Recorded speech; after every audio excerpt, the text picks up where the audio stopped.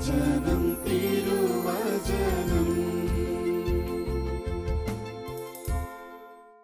സ്നേഹമുള്ളവരെ, വളരെ സന്തോഷത്തോടെ നിങ്ങളെല്ലാവരെയും യേശുനാമത്തിൽ ഞാൻ അഭിവാദനം ചെയ്യുന്നു.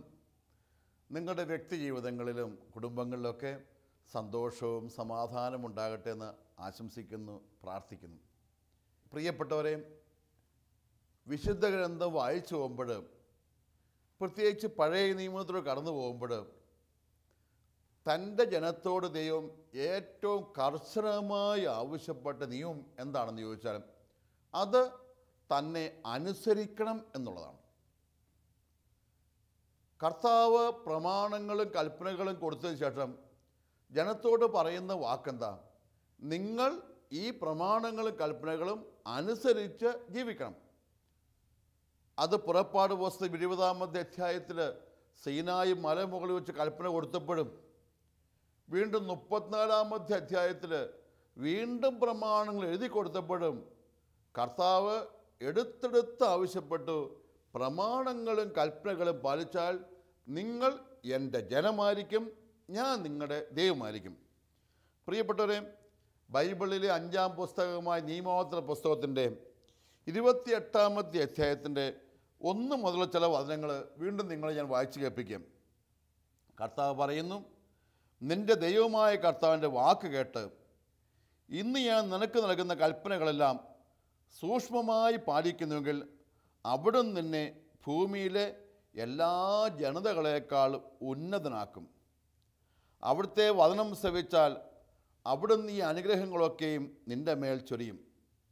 നഗരത്തിലും വയലിലും നീ അനുഗ്രഹിക്കുന്നതായിരിക്കും. നിൻ്റെ സന്തതികളും വിളവുകളും മൃഗങ്ങളും കന്നുകാലിക്കൂട്ടങ്ങളും അനുഗ്രഹിക്കപ്പെടും. നിൻ്റെ അപ്പക്കൊട്ടയും മാവ് കുഴക്കുന്ന കലവും അനുഗ്രഹിക്കപ്പെടും. നിൻ്റെ സകല പ്രവൃത്തിയിലും നീ അനുഗ്രഹീതനായിത്തീരും. അതായത് ദൈവത്തിൻ്റെ വചനങ്ങൾ, കൽപ്പനകൾ നീ പാലിച്ചാൽ നീ അനുഗ്രഹിക്കപ്പെടുകയാണ്. എന്നാൽ നിയമാവർത്തനം 28-ാമത്തെ അധ്യായം 15 മുതൽ വചനങ്ങൾ വീണ്ടും ശ്രദ്ധിക്കാം. എന്നാൽ നീ നിൻ്റെ ദൈവമായ കർത്താവിൻ്റെ സ്വരം ശ്രവിച്ച് ഇന്ന് ഞാൻ നിനക്ക് നൽകുന്ന അവിടുത്തെ കൽപ്പനകളും ചട്ടങ്ങളും ശ്രദ്ധാപൂർവം അനുസരിക്കാതിരുന്നാൽ താഴെ പറയുന്ന ശാപങ്ങളൊക്കെയും നിൻ്റെ മേൽ പതിക്കും. നഗരത്തിലും വയലിലും നീ ശപിക്കപ്പെട്ടവനായിരിക്കും. നിൻ്റെ അപ്പക്കൊട്ടയും മാവ് കുഴക്കുന്ന കലവും ശാപഗ്രസ്തമായിരിക്കും. നിൻ്റെ സന്താനങ്ങളും വിളവുകളും കന്നുകാലിക്കൂട്ടവും ആട്ടിൻപറ്റവും ശപിക്കപ്പെടും. നിൻ്റെ സകല പ്രവൃത്തിയിലും നീ ശപിക്കപ്പെടും.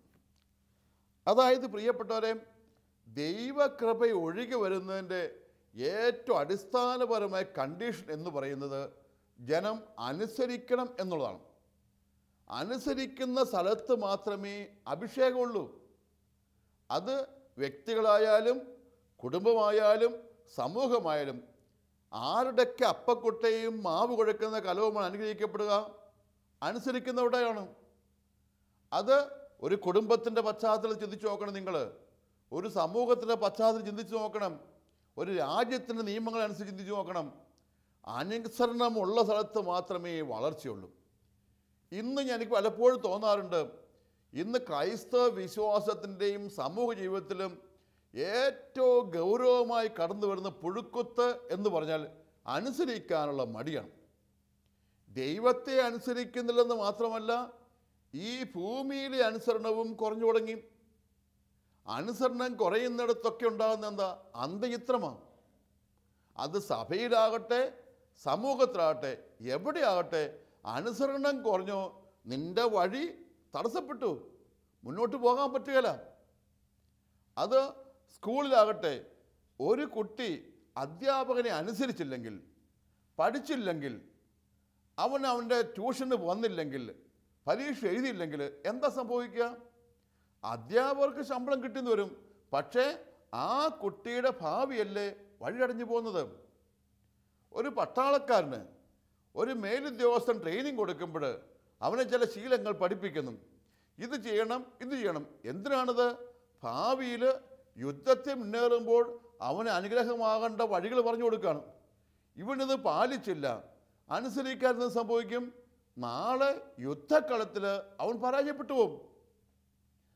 ഏത് സമൂഹത്തിലും ആയിക്കോട്ടെ, ഒരു കുടുംബത്തിലായാലും ഇതുതന്നെയാണ് പ്രസക്തി. അനുസരണമാണ് കുടുംബത്തെ നിലനിർത്തുന്നത്. മക്കള് മാതാപിതാക്കളെ അനുസരിക്കണം, ഭാര്യ ഭർത്താവിനെ അനുസരിക്കണം, വേലക്കാര് യജമാനനെ അനുസരിക്കണം. ഇങ്ങനെ ഒരു അനുസരണത്തിൻ്റെ ശ്രേണിയുണ്ട്. അതായത് എല്ലാവരും ആരെങ്കിലുമൊക്കെ അനുസരിക്കാൻ വിളിക്കപ്പെട്ടവരാണ്. മെത്രാൻ മാർപ്പാപ്പയെ അനുസരിക്കണം, വൈദികർ മെത്രാനെ അനുസരിക്കണം, അജഗണം വൈദികരെ അനുസരിക്കണം. ഇങ്ങനെയാണ് നമ്മുടെ വിശ്വാസ സമൂഹം മുന്നോട്ട് പോകുന്നത്. അനുസരിക്കുകയില്ല, സ്വന്തം വഴിക്ക് പോകും, സ്വന്തം ബോധ്യങ്ങളിൽ പോകും എന്ന് പറയുമ്പോൾ അവിടെ തകർച്ചകൾ തുടങ്ങുകയാണ്. ഇന്ന് നമ്മുടെ സഭയിലും സമൂഹത്തിലുമൊക്കെ ഉണ്ടാകുന്ന എല്ലാ അസ്വസ്ഥതകളെയും പഠിച്ചു വന്നാൽ അതിന് കാരണം എന്താ? അനുസരിക്കാനുള്ള മടി എവിടെയോ കയറി വന്നു. ഈ മടി ആരാണ് നമ്മുടെ ഉള്ളിൽ കൊണ്ടുവന്നിരുന്നത്? അത് പിശാചാണ്. അനുസരിക്കേണ്ട അനുസരണത്തിൽ മായം കലർത്താം എന്ന് നമ്മളെ പഠിപ്പിക്കുന്ന പിശാചാണ്. പിശാച് എന്തിനാണ് പഠിപ്പിക്കുന്നത്? അന്തചിത്രമുണ്ടാക്കാനാണ്. വ്യക്തികളും കുടുംബങ്ങളും നശിക്കണമെന്ന് ആഗ്രഹിക്കുന്ന പിശാച് തലയിൽ തരുന്നതാണ് അനുസരിക്കേണ്ട, ഇങ്ങനെയൊക്കെ അഡ്ജസ്റ്റ് ചെയ്യാം, ഇങ്ങനെയൊക്കെ അഡ്ജസ്റ്റ് ചെയ്യാം എന്നൊക്കെ. നമ്മൾ ആദ്യ മാതാപിതാക്കളുടെ പാപത്തെക്കുറിച്ച് പഠിക്കുമ്പോൾ എന്താ കേൾക്കുന്നത്? ഈ പഴം തിന്നരുത് എന്ന കൽപ്പന കൊടുത്തു, തിന്നുകേല എന്നൊരു വാക്ക് പറഞ്ഞു. അവർ അനുസരിച്ച് പോരുകയായിരുന്നു. കുറച്ച് കഴിഞ്ഞപ്പോൾ ഇവരുടെ ഈ അനുസരണം തകർക്കാൻ പിശാച് പാമ്പായി വന്ന് ഈ മരത്തിൻ്റെ കമ്പ് ചായ്ച്ച് ഈ പഴം ആസ്വാദ്യകരമാണ്, രുചികരമാണ്, ഇത് കഴിച്ചാൽ ഒന്നും സംഭവിക്കുകയില്ല, നിങ്ങളോട് ചുമ്മാ പറഞ്ഞതാ, ഇങ്ങനെ മോഹിപ്പിക്കുന്ന വാക്കുകൾ പറഞ്ഞ് ഇവൻ്റെ മനസ്സിൽ, അവ്വയുടെ മനസ്സിലും ആദത്തിൻ്റെ മനസ്സിലും അങ്കലാപ്പുണ്ടാക്കി. അപ്പോൾ അവർക്ക് ചഞ്ചല ചിത്രമായി. അവർ അനുസരിക്കണോ വേണ്ടയോ, ഇത് ചെയ്താൽ കുഴപ്പമുണ്ടോ, ഇത് ചെയ്താൽ കുഴപ്പമുണ്ടോ, അങ്ങനെ ചിന്തിച്ചൊന്നു. പതുക്കെ അനുസരണത്തിൻ്റെ ആ മതിലങ്ങ് പൊളിയാൻ തുടങ്ങി. പതുക്കെ ഓരോ കല്ലുകൾ വിളകി വീഴുന്ന പോലെ പൊളിഞ്ഞു വന്നപ്പോൾ അവരനുസരിക്കാതെയായി, ദുരന്തമായി, നാശമായി, പരദീസയ്ക്ക് പുറത്തായി. പ്രിയപ്പെട്ടവരെ, അനുസരണമാണ് ഏറ്റവും ശ്രേഷ്ഠമായ പുണ്യം. നമ്മൾ ദൈവത്തെ അനുസരിക്കേണ്ട സ്ഥലങ്ങളിലൊക്കെ ദൈവത്തെ അനുസരിക്കണം, ദൈവ കൽപ്പന അനുസരിക്കണം, സഭയെ അനുസരിക്കണം, സഭയുടെ നിയമങ്ങൾ അനുസരിക്കണം, രാജ്യത്തെ അനുസരിക്കണം, രാജ്യ നിയമങ്ങൾ പാലിക്കണം. കുടുംബത്തിനും ക്ലബിനും ഒക്കെയുള്ള ഓരോരോ നിയമങ്ങളുണ്ട്. ഇത് ഒറ്റയ്ക്കങ്ങ് മാറ്റാവുന്നല്ല. എൻ്റെ സ്വന്തം ഇഷ്ടം, എൻ്റെ സ്വന്തം ബുദ്ധി നല്ലതാണെന്നൊക്കെ നമ്മൾ പറയും. അങ്ങനത്തെ വ്യതിചലിക്കുന്ന ചിന്തകൾ നമ്മുടെ ഉള്ളിലേക്ക് കൊണ്ടുവരുന്ന പിശാചാണ്. പിശാച് എന്തിനാണ്? തകർക്കാൻ. പിശാചിന് ഒറ്റ ലക്ഷ്യമുള്ളൂ പ്രിയപ്പെട്ടവരെ. വിശുദ്ധ ഗ്രന്ഥം വ്യക്തമായി പറഞ്ഞു വെച്ചത്. യോഹന്നാൻ്റെ സുവിശേഷം 10-ാം അധ്യായം 10-ാം വചനം, കള്ളം വരുന്നത് മോഷ്ടിക്കുവാനും കൊല്ലുവാനും നശിപ്പിക്കുവാനും. അതായത് ദൈവമക്കൾ നശിക്കണം, ദൈവാത്മാവ് നശിക്കപ്പെടണം, ഉള്ളിലെ ആത്മീയത പോകണം എന്നാഗ്രഹിക്കുന്ന പിശാച് ഏത് വിധത്തിലുള്ള മാസ്മരികമായ മോഹിപ്പിക്കുന്ന വാഗ്ദാനങ്ങളുമായി വരും നമ്മളെ നശിപ്പിക്കേണ്ടത്. പ്രിയപ്പെട്ടവരെ, ഞാൻ ബൈബിൾ വായിച്ചപ്പോൾ ഞാൻ ശ്രദ്ധാപൂർവം ശ്രദ്ധിച്ചൊരു തിരുവചന ഭാഗമാണ് പഴയ നിയമത്തിൽ സാമുവേലിൻ്റെ 1-ാം പുസ്തകം 15-ാം അധ്യായം. ഇസ്രായേലിന് രാജാവിനെ വേണമെന്ന് പറഞ്ഞ് അവർ മുറവിളി കൊട്ടിയപ്പോൾ ദൈവം ഏറ്റവും സൂക്ഷ്മബുദ്ധിയോടെ തിരഞ്ഞെടുത്ത് ആദ്യം കൊടുത്ത രാജാവാണ് സാവൂള്. സാവൂളിനെ ദൈവം പരീക്ഷിച്ചറിഞ്ഞ് ഏറ്റവും നല്ലതെന്ന് കണ്ടറിഞ്ഞ് ആ സാവൂളിനെ രാജാവെ അഭിഷേകം ചെയ്തു. ഈ സാവൂള് ദൈവം പറഞ്ഞ കൽപ്പനകളൊക്കെ പാലിച്ചിടത്തോളം കാലം അവനെന്നും വിജയമുണ്ടായി. പക്ഷേ ഒരിക്കൽ അവൻ സ്വന്തം ബുദ്ധിയിൽ ആശ്രയിച്ച് ഈ ദൈവത്തിൻ്റെ കൽപ്പനയ്ക്ക് അല്പം വെള്ളം ചേർത്തു. 15-ാം അധ്യായം പറയാണ്, ദൈവമായ കർത്താവ് സാവൂളിനെ യുദ്ധത്തിന് അയക്കണം. അമലേക്യരുമായി യുദ്ധത്തിന് പോവുകയാണ്. അമലേക്യർ എന്ന് പറയുന്നത് രാജവംശം. യുദ്ധത്തിന് പോയപ്പോൾ കർത്താവ് അവരോട് പറഞ്ഞു വെച്ചു, നീ അവിടെ യുദ്ധത്തിന് പോയി മുഴുവൻ നശിപ്പിക്കണം, ഒരു സാധനം അവിടെ നിർത്തേക്കരുത്. ആടുമാടുകളാകട്ടെ, സ്വർണമാകട്ടെ, പാത്രമാകട്ടെ, ഒന്നും എടുത്തേക്കരുത്. അവർ പോയി യുദ്ധം ചെയ്തും ആ രാജ്യം നശിപ്പിച്ചു. പക്ഷേ തിരിച്ചു പോരുന്ന വഴിക്ക് ഈ സാവൂളിന് ചെറിയൊരു ചിന്ത തോന്നി, ഈ യുദ്ധത്തിൽ ഇത്രയും നല്ല യുദ്ധത്തിൽ വിജയമൊക്കെ നൽകിയല്ലേ, അതുകൊണ്ട് ഒരു കാര്യം ചെയ്യാം, തിരിച്ചു ചെന്ന് കഴിയുമ്പോൾ ദൈവത്തിന് ഒരു കൃതജ്ഞതാ ബലി അർപ്പിച്ചേക്കാം. ഇത്രയും വിജയം നൽകിയ ദൈവത്തിന് കൃതജ്ഞതാ ബലി അർപ്പിക്കാൻ വേണ്ടി കുറച്ച് ആടുകളെ, കുറച്ച് മുട്ടാടുകളെ, കുറച്ച് മൃഗങ്ങളെ അവിടുന്ന് കൊണ്ടുവന്നു. അതായത് രോഗം പിടിച്ചതിനെയും ദുർബലമായതിനെയും അല്ലെങ്കിൽ കേടുള്ളതിനെയും ഒക്കെ അവിടെ കൊന്നുകളഞ്ഞു. ഇത്ര നല്ലത്, ഏറ്റവും ശ്രേഷ്ഠമായതും ഏറ്റവും നല്ലതുമായതിനെയും കൊണ്ടുവന്ന് ബലിയർപ്പിക്കാം. ഒരു ആടുമാടുകളെയും ഒരാടിനെയും അല്ല ഒരു വസ്തുവും കൊണ്ടുവരാൻ ദൈവം പറഞ്ഞാൽ, പക്ഷേ ദൈവത്തിന് വേണ്ടിയല്ലേ, ബലിയർപ്പിക്കാനല്ലേ എന്ന് പറഞ്ഞുകൊണ്ട് കുറച്ച് ആടുമാടുകളെ തിരിച്ചു പിടിച്ചുകൊണ്ടാണ് സാവൂൾ യുദ്ധം ജയിച്ചു വന്നത്. പക്ഷെ ഇത് കണ്ട് ദൈവം അസ്വസ്ഥനായി, കർത്താവിന് ദുഃഖമായി. കർത്താവ് സാമൂൽ എന്ന് പറയുന്ന പ്രവാചകനെ വിളിച്ചു പറഞ്ഞു, ഇതാ സാവൂളിനെ ഞാൻ രാജ്യസ്ഥാനത്ത് നിന്ന് പുറത്താക്കുകയാണ്. അവൻ എന്നെ അനുസരിക്കുന്നില്ല, ഞാൻ പറഞ്ഞത് അക്ഷരം പ്രതി ഇവൻ അനുസരിക്കുന്നില്ല. കൊടുങ്കാറ്റ് പോലെ സാമൂല് പാഞ്ഞു പിടിച്ച് വന്നു ഈ സാവൂളിൻ്റെ അടുത്ത് ചോദിച്ചു, സാവൂൾ സാവൂൾ, നീ യുദ്ധത്തിന് പോയി വിജയിച്ചില്ലേ? വിജയിച്ചു. എന്നിട്ടെന്തേ കർത്താവ് പറഞ്ഞ നീ പാലിക്കാതിരുന്നത്? സാവൂൾ പറഞ്ഞു, ഞാൻ എന്താ പാലിക്കാതിരുന്നത്? എല്ലാ കാര്യങ്ങളും പാലിച്ചു, യുദ്ധത്തിലെ സകല മുറകളും പാലിച്ചു. പക്ഷേ സാമൂൽ ചോദിച്ചു, ഇതെവിടെ നിന്നാണ് ഈ ആടിൻ്റെയും ഈ മൃഗങ്ങളുടെ ഒച്ച കേൾക്കുന്നത്? എവിടെ നിന്നാണ് ഈ മൃഗങ്ങളുടെ സ്വരം കേൾക്കുന്നത്? സാമൂൽ ചോദിച്ചു, എൻ്റെ കാതിൽ മുഴങ്ങുന്ന ആടുകളുടെ നിലവിളിയും കാളുകളുടെ മുക്കലയിടലും എന്താണ് അർത്ഥമാക്കുന്നത്? ഇതെവിടുന്ന് കിട്ടി ഈ മൃഗങ്ങളെ? സാവൂൾ ഉത്തരം പറഞ്ഞത്, ജനം അമലേക്കരിൽ നിന്ന് കൊണ്ടുവന്നതാണിത്. നിന്റെ ദൈവമായ കർത്താൻ ബലിയർപ്പിക്കാൻ അവർ ആടുകളിലും കാളകളിൽ നിന്നും നല്ലത് സൂക്ഷിച്ചു വെച്ചു, ശേഷിച്ചവയെല്ലാം നശിപ്പിച്ചു കളഞ്ഞു. ഏറ്റവും നല്ലത് മാത്രമേ കൊണ്ടുവന്നുള്ളൂ. എന്തിനാ? ദൈവത്തെ ബലിയർപ്പിക്കാൻ, ദൈവത്തെ പ്രസാദിപ്പിക്കാൻ, ദൈവത്തിന് വേണ്ടിയെന്ന്. സാമൂൽ പറഞ്ഞു, തെറ്റ്. കൊല്ലണമെന്ന് പറഞ്ഞാൽ മുഴുവൻ കൊന്നിട്ട് വരണം, ഒന്നും കൊണ്ടുവരുത്. ദൈവത്തിൻ്റെ പേര് പോലും അനുസരണം ലംഘിക്കരുത്.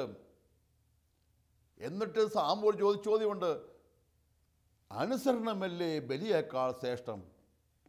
പ്രിയപ്പെട്ട, എല്ലാ കാലത്തും ബൈബിൾ എടുത്ത് ചോദിക്കുന്ന ചോദ്യങ്ങളിലൊന്നാണത്. തൻ്റെ കൽപ്പന അനുസരിക്കുന്നതോ ദഹനബലികളും മറ്റു മൃഗങ്ങൾ അർപ്പിക്കുന്നതോ കർത്താവിന് പ്രീതികരം? അനുസരണം ബലിയേക്കാൾ ശ്രേഷ്ഠം. മുട്ടാടുകളുടെ മേധസ്സിനേക്കാൾ ഉത്കൃഷ്ടം അനുസരണമാണ്. അത് അനുസരിക്കാതിരിക്കുമ്പോൾ നിന്റെ ബലിയും സ്വീകാര്യമല്ല, അനുസരിക്കുമ്പോഴേ നിന്റെ ബലി സ്വീകാര്യമാവുകയുള്ളൂ. സാമൂല് കോപിച്ച്, ഞാൻ നിന്നെ അനുഗ്രഹിക്കില്ല എന്ന് പറഞ്ഞു പോയി. അങ്ങ് പോകരുതേ എന്ന് പറഞ്ഞ് ഈ സാവൂൾ രാജാവ് സാമൂലിൻ്റെ ഉടുപ്പേ കയറി പിടിച്ചു. ആ ഉടുപ്പിൻ്റെ വിളുമ്പൊന്ന് കീറിപ്പോയി. ഈ കീറി കുപ്പായത്തെ വലിച്ചു കീറിക്കൊണ്ട് സാമൂൽ പ്രവാചകൻ വീണ്ടും പറഞ്ഞു, നിന്നിൽ നിന്ന് രാജ്യത്വം എടുത്തു കളയുകയാണ്. നിന്നെ രാജാവായി തെരഞ്ഞെടുത്തതിനോട് ദൈവം ദുഃഖിക്കുന്നുണ്ട്. ഇതാ നിന്റെ രാജ്യത്വം, ഈ രാജ്യസ്ഥാനം കർത്താവ് വലിച്ചു കീറിയിരിക്കുന്നു. അതായത് നീ ബഹിഷ്കൃതനാകാൻ പോവുക. നിൻ്റെ മുമ്പിൽ നീ വിജയങ്ങളില്ല, നിൻ്റെ മുമ്പിൽ നീ ലാഭങ്ങളില്ല, നിൻ്റെ മുമ്പിൽ നേട്ടങ്ങളില്ല. നീ എന്താ ചിന്തിച്ചത്? ദൈവത്തെ കൂടുതൽ പ്രസാദിപ്പിക്കാൻ വേണ്ടി ബലിയർപ്പിക്കാമെന്നോ? കർത്താവ് ആഗ്രഹിച്ചത് അനുസരണമാണ്. അതായത് അനുസരിക്കാൻ സന്നദ്ധരല്ലാത്തപ്പോൾ നിൻ്റെ ജീവിതത്തിൽ തകർച്ച ഉണ്ടാകുകയാണ്. യേശയ്യാ പ്രവാചകങ്ങളുടെ ഈ വചനം വീണ്ടും കർത്താവ് എടുത്തു പറഞ്ഞിട്ടുണ്ട്, അനുസരിക്കാൻ സന്നദ്ധരെങ്കിൽ നിങ്ങൾ ഐശ്വര്യം ആസ്വദിക്കും. ഇന്ന് പ്രിയപ്പെട്ടവരെ, പല കുടുംബങ്ങളിലും പല സമൂഹങ്ങളിലും എന്തുകൊണ്ടാണ് അധപ്പതനങ്ങൾ ഉണ്ടാകുന്നത്? അനുസരിക്കാനുള്ള മടി. ഓരോരുത്തരും സ്വന്തം ന്യായങ്ങൾ കണ്ടെത്തുകയാണ്. അങ്ങനെ ചെയ്താൽ എന്താ കുഴപ്പം, ഇങ്ങനെ ചെയ്താൽ എന്താ കുഴപ്പം, എനിക്കത് നല്ലതാണെന്ന് തോന്നുക എന്നൊക്കെ ചിന്തിക്കുമ്പോഴാണ് പ്രശ്നം. ഒരു വീട്ടിൽ അപ്പനൊരു കാര്യം പറഞ്ഞു, മകൻ ചിന്തിക്കുക, എനിക്കത് പറ്റിയല്ല, ഞാനിങ്ങനെ ചെയ്യില്ല. ചിലപ്പോൾ അമ്മയും കൂടെ കൂട്ടുനിന്ന് കാണും, അനുസരിക്കാതെ പോകുന്നു. എന്ത് സംഭവിക്കും? ഈ മകൻ ഉഴപ്പനെ പറയപ്പെട്ടു പോകും. പ്രിയപ്പെട്ടവരെ, നമ്മുടെ കുടുംബങ്ങളുടെ അടിസ്ഥാനപരമായ നന്മ എന്തായിരുന്നു? അപ്പനെയും അമ്മയും മക്കൾ അനുസരിക്കും. അവർ പറയുന്ന പോലെയാണ് ചെയ്തു വെച്ചിരുന്നത്. മക്കളുടെ അഭിപ്രായങ്ങൾക്ക് വിലയില്ലെന്നല്ല, മക്കളുടെ അഭിപ്രായങ്ങൾ പരിഗണിക്കണം. പക്ഷെ ആത്യന്തികമായി അപ്പനും അമ്മയും എന്ത് പറഞ്ഞോ അത് മക്കൾ അനുസരിക്കാം. ഇന്ന് വീടിൻ്റെ ചിത്രമൊക്കെ മാറി. മക്കൾ പറയുന്ന പോലെ മാതാപിതാക്കൾ അനുസരിക്കാൻ തുടങ്ങി. എനിക്കത് വേണം, അപ്പനും അമ്മയും മേടിച്ചു കൊടുത്തു, ഞാൻ ഇങ്ങനെ ചെയ്യുള്ളൂ, അവർ അനുസരിക്കാൻ, അവർ അതുപോലെയായി. ഞാൻ ഇന്ന് കുരിശ് വരയ്ക്കണ്ട, എന്നാൽ നീ കുരിശ് വരയ്ക്കണ്ട. എനിക്ക് ഹോർലിക്സ് വേണം, മക്കളെ ഇഷ്ടത്തിന്. മക്കൾക്ക് വേണ്ടി മാതാപിതാക്കൾ അനുസരിക്കുന്ന ഗതികേട്ടിലേക്ക് പോയി. ഇവിടെയാണ് കുടുംബത്തിൽ വളർച്ച കുറഞ്ഞു പോയത്. പ്രിയപ്പെട്ട ഒരു കുടുംബം നിലനിൽക്കുന്ന അനുസരണം ഉണ്ടാകണം. അതുപോലെ ഒരു സ്കൂളിൽ കുട്ടികൾ അധ്യാപകരെ അനുസരിക്കണ്ടേ? മറിച്ച് കുട്ടികളുടെ ഇഷ്ടത്തിനനുസരിച്ചാണെങ്കിൽ എവിടെ വിദ്യാഭ്യാസം നടക്കുക? ഇന്ന് പല സ്കൂളുകളിലൊക്കെ അധ്യാപകർക്ക് എത്രമാത്രം പേടിച്ചും ഭയപ്പെട്ടാണ് നടക്കുന്നതെന്നൊക്കെ അവർ വന്ന് സംസാരിക്കുമ്പോൾ തോന്നാറുണ്ട്.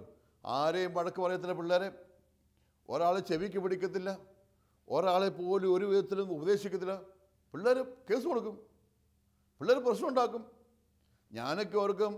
ഞാനൊക്കെ സ്കൂളിൽ പഠിച്ചിരുന്ന കാലത്ത് എന്തെങ്കിലും കൊടുത്തേക്കട് കാണിച്ച് സ്കൂളിൽ നിന്ന് അടി കിട്ടി. സാറുമാർ തല്ലുമായിരുന്നു. ഇന്നും എൻ്റെ തൊടയിലൊക്കെ പാട് കിടപ്പുണ്ട്. സാറുമാർ തല്ലുമായിരുന്നു.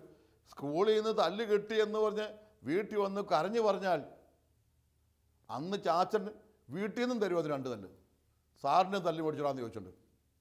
ഇന്നെങ്ങാനും കൊച്ചു തല്ല് കിട്ടി സാറിൻ്റെ എന്ന് പറഞ്ഞ് വീട്ടിൽ വന്നാൽ അന്നേരം അപ്പം പോവാ സാറിനോട് ചോദിക്കാൻ വേണ്ടി.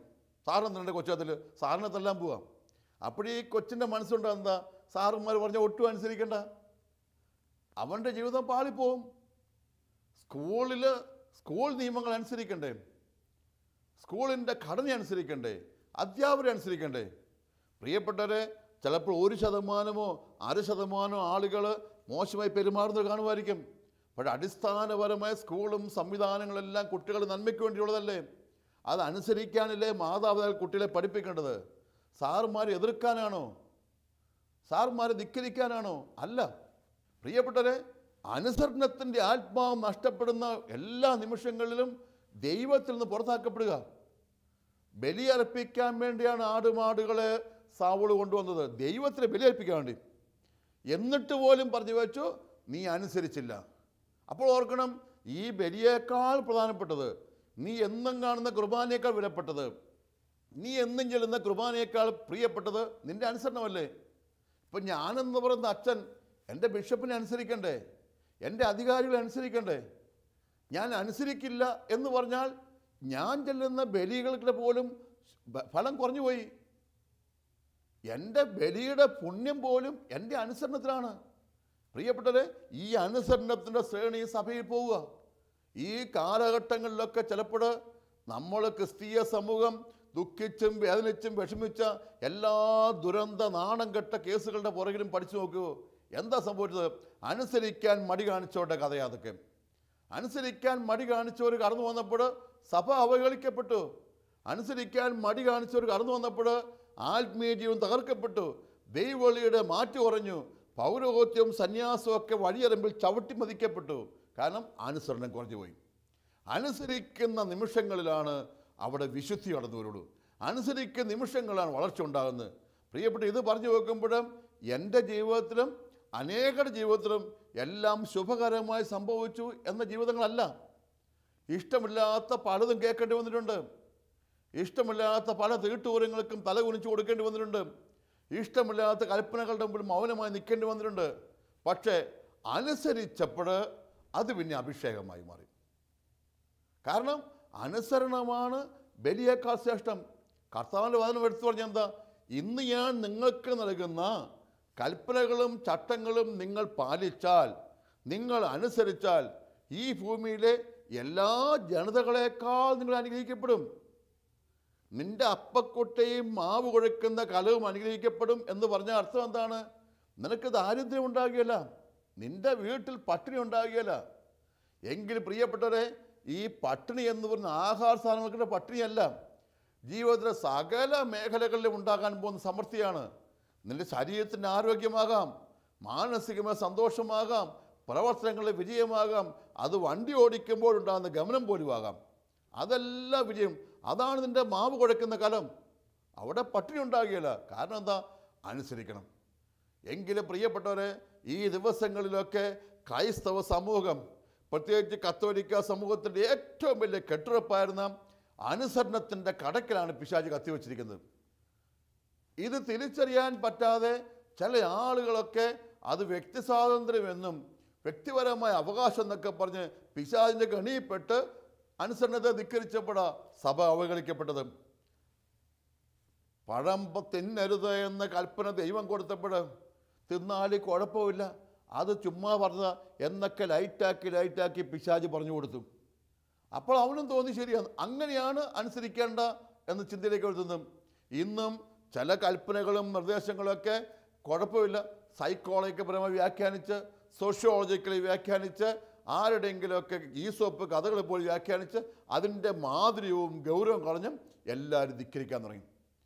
പ്രിയപ്പെട്ടവരെ, ഏത് വ്യക്തിയാണ്, ഇപ്പം ഞാൻ അധികാരമുള്ള വ്യക്തിയാണെങ്കിൽ എൻ്റെ താഴെയുള്ളവർ എന്നെ അനുസരിക്കുന്നതാകാം, ഞാൻ ശാഠ്യം പിടിച്ചാൽ പോരാ, എൻ്റെ മുകളിലുള്ളവരെ ഞാൻ അനുസരിക്കണം. എൻ്റെ താഴെയുള്ളവരൊക്കെ എന്നെ അനുസരിക്കണമെന്ന് ഞാൻ ശാഠ്യം പിടിക്കുമ്പോൾ ഞാനും മറ്റുള്ളവരെ അനുസരിക്കണം. എങ്കിലും കുടുംബജീവിതത്തിലൊക്കെ പ്രത്യേകിച്ച് ഈ സ്വരം കേൾക്കുന്ന എല്ലാ മാതാപിതാക്കളോടും ഞാൻ പ്രത്യേകം ആവശ്യപ്പെടും, മക്കളെ നല്ല അനുസരണത്തിൽ തന്നെ വളർത്തണം. എല്ലാ കുടുംബത്തിലും അനുസരണമില്ലാത്ത മക്കൾ വളർന്നു വന്നാൽ ആ മക്കൾ നാളെ സ്കൂളിൽ ആരും അനുസരിക്കില്ല, നാട്ടിലാരും അനുസരിക്കില്ല, രാജ്യത്തെ അനുസരിക്കില്ല. അവർ തെമ്മാടികളും ദുഷ്കർമ്മികളുമായി മാറും. അനുസരണത്തിൻ്റെ അടിസ്ഥാന പാഠങ്ങൾ കുടുംബത്തിൽ നിന്ന് കൊടുക്കേണ്ടത് കുഞ്ഞുനാൾ തൊട്ട്. അത് സെമിനാരിയിലും കോൺവെൻറ്റിലും സഭാമേഖലകളിലൊക്കെ ഉണ്ടാകേണ്ട ഏറ്റവും ശ്രേഷ്ഠമായ പുണ്യമായും അനുസരണം കൊണ്ടു നടക്കണം. ഈ അനുസരണത്തിലൂടെയാണ് വീണ്ടും വീണ്ടും അഭിഷേകം കടന്നു വരാൻ പോകുന്നത്. അത് ഓരോരുത്തരും വ്യക്തിപരമായി എടുക്കേണ്ടതാണ്. പ്രിയപ്പെട്ടവരെ, നമ്മൾ ആത്യന്തികമായ ആരിലാണ് നമ്മൾ നോട്ടം വെക്കുന്നത്? ദൈവകൃപയിലാണ്. അനുസരിച്ചാൽ അനുഗ്രഹം തരുമെന്ന് പറഞ്ഞ് വാഗ്ദാനം ചെയ്തുമല്ല നോട്ടം വെക്കുന്നത്, നിയമങ്ങളും കൽപ്പനകളും ചട്ടവട്ടങ്ങളും അല്ല, ദൈവം തരുന്ന കൃപകളെക്കുറിച്ച് നമ്മൾ ചിന്തിച്ചു തുടങ്ങണം. ഈ ഭൂമിയിൽ ചില ദുഃഖങ്ങളും സങ്കടങ്ങളും വിഷമങ്ങളും അവഹേളനങ്ങളും അപര്യാദികളും ഒക്കെ ഉണ്ടാകും. ഞാനും അനുഭവിച്ചിട്ടുണ്ട്, ഞാനും കേട്ടിട്ടുണ്ട്.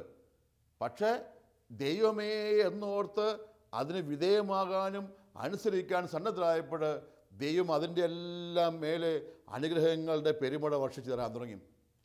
എല്ലാ വഴികളിലും അനുഗ്രഹിക്കപ്പെടുന്ന ജീവിതങ്ങളിലേക്ക് എത്താൻ തുടങ്ങും.